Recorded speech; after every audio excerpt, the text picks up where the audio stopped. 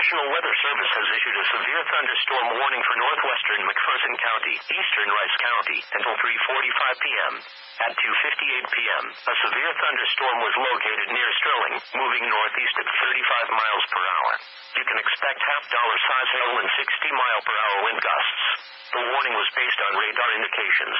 The following impacts are expected. Hail damage to vehicles and crops is expected. Expect wind damage to roofs, siding and trees. Locations impacted include Lyons, Little River, Windham, Marquette, and Lynchburg. This includes Interstate 135 between mile markers 71 and 76.